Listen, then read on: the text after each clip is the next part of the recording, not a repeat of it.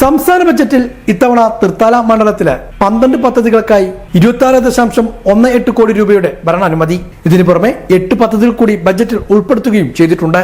കൂട്ടുപാത ആറങ്ങോട്ടുകര റോഡിന്റെ റബ്ബറൈസിംഗ് പ്രവൃത്തിക്ക് 7.50 കോടി രൂപയാണ് അനുവദിച്ചിരിക്കുന്നത്. കൂനമുച്ചി മുക്കൂട്ട ചാലിശ്ശേരി റോഡ് നിർമ്മാണത്തിന് 6 കോടി, ചാലിശ്ശേരി പഞ്ചായത്തിലെ മല ചാലിശ്ശേരി റോഡ് നവീകരണത്തിന് 4 കോടി രൂപയും, നാഗൽശ്ശേരി പഞ്ചായത്തിലെ മാത്തൂർ ആമക്കാവ് റോഡ് നവീകരണത്തിന് 3 കോടി രൂപയും, നാഗൽശ്ശേരി ഗവൺമെന്റ് ITക്ക് കെട്ടിടം നിർമ്മിക്കാൻ 2 കോടി രൂപയും അനുവദിച്ചിട്ടുണ്ട്.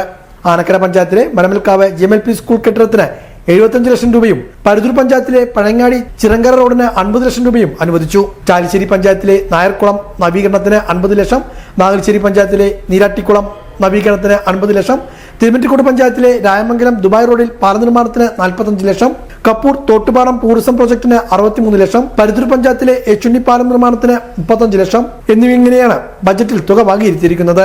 കൂടാതെ കപ്പൂർ പഞ്ചായത്തിലെ കുമരനെല്ലൂർ അമേറ്റിക്കര റോഡ് നവീകരണം, കപ്പൂർ പഞ്ചായത്തിലെ എറവക്കാട് കക്കടിപ്പുറം റോഡ് നവീകരണം, തൃത്താല കൂറ്റനാട് റോഡ് നവീകരണം, തൃത്താല മണ്ഡലത്തിലെ വിവിധ ഗവൺമെന്റ് ഹൈസ്കൂളുകളുടെ ഗ്രൗണ്ട് നവീകരണം, തൃത്താല മണ്ഡലത്തിലെ പ്രധാന ജംഗ്ഷനുകളുടെ നവീകരണം, തിരുമറ്റിക്കോട് പഞ്ചായത്തിലെ പെരിങ്ങണ്ണൂർ വെള്ളടിക്കുന്ന് റോഡ് നവീകരണം, പട്ടിത്തറ തൃത്താല നാഗലശ്ശേരി പഞ്ചായത്തുകൾ ഉൾപ്പെടുന്ന പുളിയപ്പറ്റ കായൽ നവീകരണം, പട്ടിത്തറ പഞ്ചായത്തിലെ ആലപ്പറമ്പിൽ ഓപ്പൺ ഓഡിറ്റോറിയം എന്നീ പദ്ധതികളും ബജറ്റിൽ നിർദ്ദേശിച്ചിട്ടുണ്ട്.